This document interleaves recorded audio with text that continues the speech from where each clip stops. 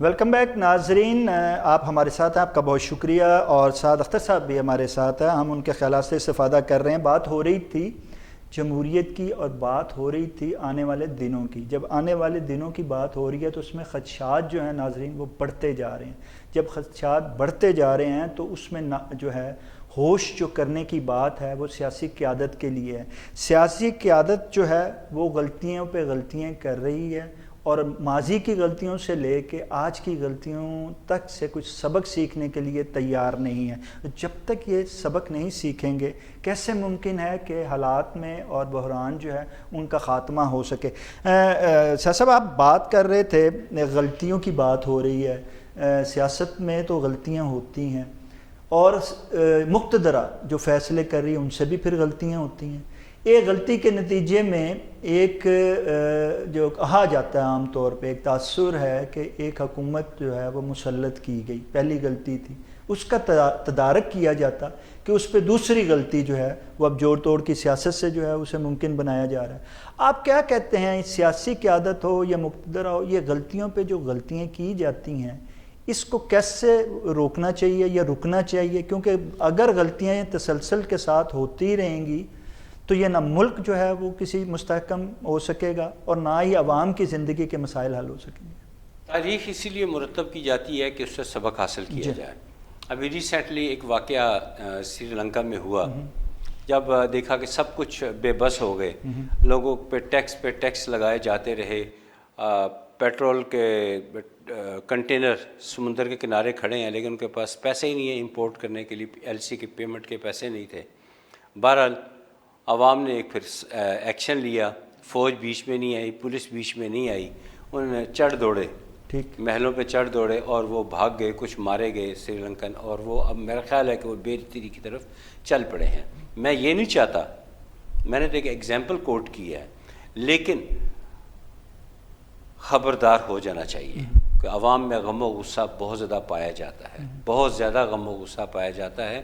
اس کا اظہار ابھی تو زیادہ اس لیے نہیں ہو رہا کہ ای وی ایم مشین اور باقی جو اوورسیز ووٹنگ کی اجازت نہیں ہے، اگر وہ ہو جائے تو پتہ نہیں کیا کچھ ہو جائے۔ ٹھیک، تو اگر ایسا ہو گیا تو عوام اپنے غیظ و غضب کا اظہار بڑی شدت کے ساتھ کریں گے۔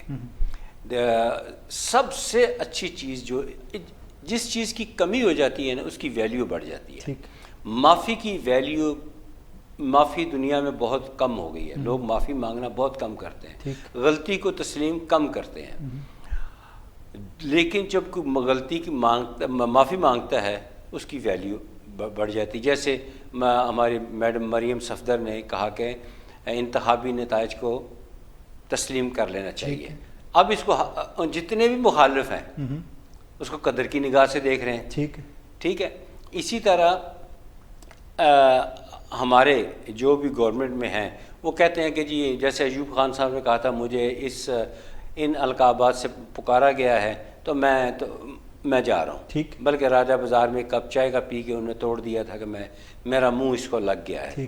تو ان کو اگر کوئی بھی بندہ عزت کے ساتھ اقتدار کو چھوڑ کے چلا جاتا ہے، جیسے کہ ابھی یو کے پرائم منسٹر نے ریزائن کر دیا تو وہ آرام سے وہ چلے گئے، تو ان کی عزت بلکہ ان کی پارٹی کی عزت برقرار رہے گی۔ لیکن اگر یہاں پہ بھی ایسا ہونا شروع ہو جائے کہ بھئی نہیں سوری، ہم آپ کی توقعات پہ پورا نہیں اترے، ہم جس طرف جاتے ہیں ہمیں برا بھلا کہا جاتا ہے، کوئی بھی جماعت ہو، میں کسی ایک کی بات نہیں کر رہا، کسی کی بھی بات کر رہا ہوں، تو ان کو چاہیے کہ وہ سرنڈر کر جائیں۔ اچھا سعد صاحب کیا سمجھتے ہیں کہ غلطیاں جو ہوئی ہیں کس سے کیا غلطی آپ نشاندہی کرتے ہیں کہ مقتدرہ سے ایکچول کیا غلطی اس کا کرنا چاہیے؟ سیاست دانوں میں مسلم لیگ نون سے کیا غلطی ہوئی اور عمران خان سے کیا غلطی ہوئی ہے جس کی وجہ سے وہ جو ہیں ان کو یہ آج وہ ایجیٹیشن کر رہے ہیں، احتجاج کر رہے ہیں اور ان کو جو ہے اقتدار سے جو ہے وہ ہاتھ دھونا پڑا؟ میں پہلے تو میں بات کروں گا مسلم لیگ کی۔ دیکھیے ہم یہ اسلامک ریپبلک آف پاکستان ہے، اور اسلامک ریپبلک آف پاکستان ہونے کے تحت نا کچھ پرائرٹیز ہوتی ہیں۔ نمبر 1 لا اینڈ آرڈر کی situation, number 2 health, number 3 education, number 4 tax collection according to law, according to income. اس کے علاوہ کچھ اور بھی ہیں. 7ویں نمبر پہ آتا ہے انفراسٹرکچر، یعنی پل تعمیر کرنے، سڑکیں بنانا، یہ کرنے. مسلم لیگ نون نے یہ کیا کہ پہلے 6 کام تو اڑا کے رکھ دیے، نہ جو کیا کہتے ہیں ہیلتھ کی طرف توجہ دی، نہ صحت کی طرف توجہ دی، کسی طرف توجہ نہیں دی، صرف ڈائریکٹ انفراسٹرکچر پہ آ گئے، جس پہ سریا، پل، سڑکیں یہ استعمال ہوا اور کک بیکس ملا. یہ اب زبان زد عام ہے، میرا کہنا میں نے نہیں رکھا، صحیح عام بات ہے. وہ اس سے ان کی لوگ جو ہے وہ ناراضگی ہوئی، لوگ میں نفرت پھیلی کہ بھئی ان کو پیسے کے علاوہ اور کام ہی کوئی نہیں ہے، نوکری یہ نہیں دیتے، یہ بس ٹھیکے لیتے ہیں. اور کئی ان کے وزراء ہیں جو دھڑا دھڑ پرائز بانڈ خرید کے پلاٹوں پہ قبضہ کرتے رہے، وہ بھی ان کی بدنامی کا باعث بنے. یہی وجہ ہے کہ جہاں دنیا کسی کونے میں جاتے ہیں، حتیٰ کہ کیا بتاؤ حجاز مقدس سعودی عرب جاتے ہیں، وہاں پہ بھی لوگ ناپسند کرتے ہیں اور مدت سے کر رہے ہیں. یہ پہلی دفعہ نہیں ہوا، پہلے سے کر رہے ہیں. اس کے علاوہ اگر دیکھا جائے عمران خان سے جو غلطی ہوئی ہے، وہ غلطی یہ ہوئی کہ بلکہ ایک نہیں دو ہوئی.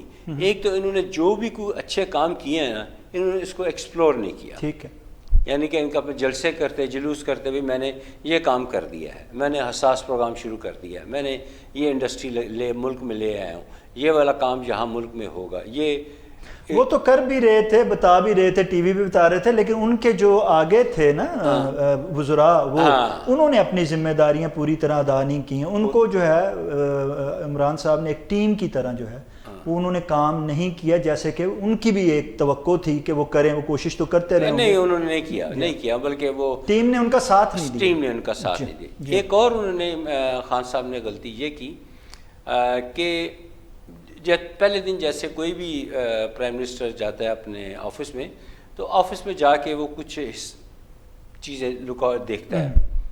تو انہوں نے جا کے دیکھا کہ اخراجات کی لسٹ کو دیکھا، مجھے یہ کیا ہے، یہ جی انٹرٹین اتنے کروڑ انٹرٹینمنٹ کا ہے، یہ اتنا وفد آ جائے تو یہ ہوتا ہے، یہ ہو جائے تو فلاں فلاں اخراجات. تو انہوں نے کاٹتے چلے گئے، بھائی جو آئے بس کو پانی پلائے، چائے بھی کسی کو پلائیں گے. تو اس میں یک دم ان کی نظر پڑتی ہے 55 ارب روپے پہ نظر پڑتی ہے. بھئی یہ کیا ہے 55 ارب روپیہ، اتنی بڑی رقم، یہ کس چیز کی ہے؟ کہتے ہیں یہ جو آپ بھی لے سکتے ہیں، یہ کس چیز کا ہے؟ یہ آپ کا حق ہے، ٹھیک، یہ آپ لے لیں. یہ 11 ارب روپیہ پر ایئر آپ لے سکتے ہیں، اور 5 سالوں میں 55 ارب روپے، اس کا کوئی آڈٹ نہیں ہے. کیونکہ پچھلی حکومتوں نے لیا، انہوں نے کہا جی بالکل لیا. جب زرداری صاحب آئے تھے تو یوسف رضا گیلانی انہوں نے بتا 30% لے لیا تھا، لیکن جیسے ان کی حکومت گئی، راجہ پرویز اشرف آئے تو بقایا بھی انہوں نے لے لیا تھا.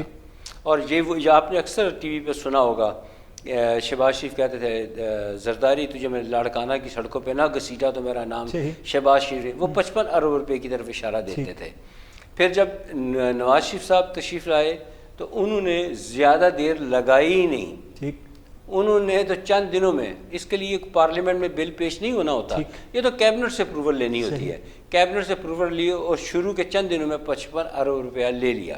اس میں سے کچھ وہ دیتے ہیں صحافیوں کو، مائنڈ نہ کرے، کوئی صحافی سن رہا ہے تو مائنڈ نہ کرے، اس میں صحافیوں کو دیا جاتا ہے، ٹی وی چینلز کو دیا جاتا ہے، اور کچھ کو نواز دیا جاتا ہے جنہوں نے الیکشن میں میری مدد کی. اور جو بچتا ہے وہ جوڑ توڑ میں استعمال کیا جاتا ہے. جوڑ توڑ میں استعمال کیا جاتا ہے، بالکل صحیح فرمایا آپ نے، جو کہ اب ہو رہا ہے، جو کہ اب وہی بچا جا رہا ہے، ہمارا ہی پیسہ جوڑ توڑ پہ استعمال ہو. اچھا، اسی لیے تو وہ کہہ رہے ہیں کہ اپوزیشن اعتراض کر رہی ہے کہ جو آصف علی زرداری صاحب کر رہے ہیں وہ ان کا پیسہ نہیں ہے، وہ حکومت، صوبائی حکومت جو سندھ کی ہے اس کا پیسہ ہے، اور اس کا بے دریغ استعمال جو ہے وہ عوامی فیصلے کو جو ہے تبدیل کرنے کے لیے اس کا استعمال کیا جا رہا ہے.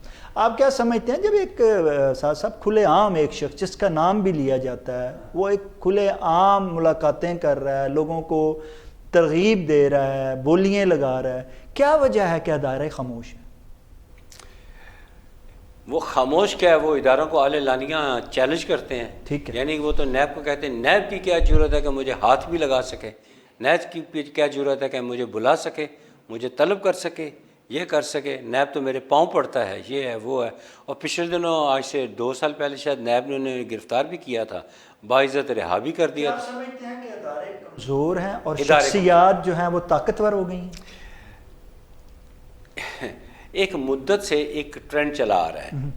ایک آدمی ہے جس کی اتنی جسمانی صحت یا نہیں، اس کی اتنی بیویاں نہیں ہیں کہ اس کی زیادہ 3 یا 4 بچے ہو سکتے ہیں، 5 بچے ہو سکتے ہیں، 6 ہو سکتے ہیں، 7 ہو سکتے ہیں. اب جس کے 35 بچے ہو اور وہ ہوں بھی اس کی ساری لڑکیاں، 35 لڑکیاں جس کی ہو جائیں اور ان کی تربیت جو ہے بڑے شاندار ماحول میں کی جائے، یعنی کہ ان کو اچھا کھایا جائے، اچھی آیا رکھ کے دی جائے، اس کو اچھی خوبصورت ماڈرن بنا دیا جائے. جب وہ اچھی سیرت سے بن جائے تو اس کی ایک CSP افسر کے ساتھ جو ینگ ہو اس کے ساتھ اس کی شادی کر دی جائے. تو اس کا ہسبینڈ جب کسی وقت 19 20 21 22 گریڈ میں پہنچے گا تو وہ تو ظاہر اپنے سسر کی قدر کرے گا. یہ ٹرینڈ جو ہے کسی ایک نے شروع کیا تھا، اب تقریباً سب نے شروع کر دیا ہے. ٹھیک ہے. اسی کی وجہ سے ادارے جو ہیں وہ کمزور ہیں. ادارے کہتے ہیں میں اپنے سسر کو کیسے ناراض کر سکتا ہوں، سسر کو ناراض کیا، بیوی کو ناراض کروں گا، بچوں کو ناراض کروں گا، تو بہتر ہے کہ جو کہتے ہیں میں کر دیتا ہوں. اچھا، آپ سمجھتے ہیں کہ واقعی یہ بات ہے کہ ادارے کمزور اور شخصیات طاقتور ہیں جس کی وجہ سے آپ کو یہ جو فیصلے ہیں وہ تبدیل ہوتے نظر آتے ہیں؟ ہاں جی بالکل. یہ سچ. اچھا، یہ فیصلے جب تبدیل ہو رہے ہیں اسد صاحب تو اس کے اثرات لازمی بات ہے کہ اس کے اثرات بھی پڑ رہے ہیں مستقبل میں. آپ کی مستقبل میں سیاست کے مستقبل آپ اس حوالے سے اپنے روحانی علوم کے، سیاسی تو آپ بتا ہی رہے ہیں، روحانی علوم کے حوالے سے آپ کیا دیکھتے ہیں سیاست کا مستقبل جبکہ شخصیات طاقتور اور ادارے کمزور ہوں؟ یہ دیہاتی ایریے سے، دیہات کا ایریا ہے نا، وہاں سے ایک خونی انقلاب اٹھتا نظر آتا ہے. ٹھیک ہے. دیہات سے وہ ہر چیز کو لپیٹ کر لے جائے گا. بہت زیادہ جو ہے اس کے اثرات دیہاتوں میں پھیل چکے ہیں، وہ تنگ آ چکے ہوئے ہیں. اور میرا بھی ایک ذمہ دار گھرانے سے تعلق ہے، ہم بھی پریشان ہیں، بڑے بڑے فیوڈل لارڈز پریشان ہیں. تو ایک لاوا پک رہا ہے جو کسی وقت پھٹ سکتا ہے. آپ سمجھتے ہیں کہ آنے والے دور میں کوئی اچھی قیادت، واقعی جو قیادت ہو، عوام کی قیادت ہو، عوام میں سے آئی ہو، وہ اس عوام کی رہنمائی کرے کہ آپ سمجھتے ہیں ایز اے روحانی؟ یہ پاسبل ہے، یہ پاسبل ہے. میں شاہد صاحب آپ کے پروگرام کے توسط سے ایک فکرہ بولنا چاہتا ہوں اگر آپ کی اجازت ہو تو. میں ایک پاکستان کے معروف نجی ٹی وی چینل پہ ایک ریگولر پروگرام کرتا تھا. ٹھیک. تو اس ٹی وی چینل میں مجھے باقاعدہ پے بھی ملتی تھی، پک اینڈ ڈراپ سب کچھ میرا تھا. وہاں میرا ایک آخری فکرہ، اس کے بعد مجھے سیک کر دیا گیا تھا. میں نے یہ صرف فکرہ بولا تھا کہ جب تک میں زندہ ہوں پاکستان کو کچھ نہیں ہوتا. یہ میرا آخری فکرہ ہے. اس سے کے بعد میں اوپر سے دوڑتے ہوئے اس ٹی وی چینل کے سینئر پروڈیوسر بھاگتے ہوئے، شاہ صاحب آپ نے یہ کیا کہہ دیا، یہ کیا کہہ دیا، یہ نہیں کہنا چاہیے تھا. میں کیوں کیا ہو گیا، میں نے اچھی بات ہی کی ہے کہ پاکستان کو کچھ نہیں ہوگا. کہتے نہیں. اگلے دن میں انتظار کرتا رہا، گاڑی نہیں آئی. کہتے آپ آرام کریں، آپ کو پرسوں بلائیں گے. مجھے نہیں بلایا. پھر میں سمجھ گیا، خیر تب پہ انہوں نے مجھے اس مہینے کی دے دی لیکن بلایا نہیں. یعنی کچھ ایسے آج بھی معذرت کے ساتھ صحافت میں ایسے گندے لوگ موجود ہیں جو پاکستان کی سروائیول نہیں چاہتے.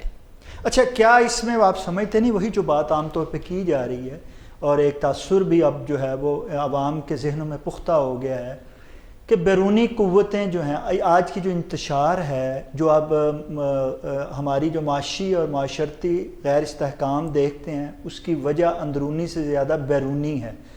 بیرونی قوتیں جن پہ ہم تکیہ کیے بیٹھے ہیں کہ وہ ہمیں معیشت کے حوالے سے بہتر کریں گے، IMF ہمیں قسطیں دے گا، ہمارے ان سے منسلک جو دوست ہیں وہ ہمیں جو ہیں وہ امداد دیں گے، ان پہ تکیہ کیے بیٹھے ہیں. لیکن وہ یہ چاہتے ہیں کہ ہم انتشار میں مبتلا رہے ہیں اور اس میں بجائے وہ کمی کرنے کے بڑھا رہے ہیں.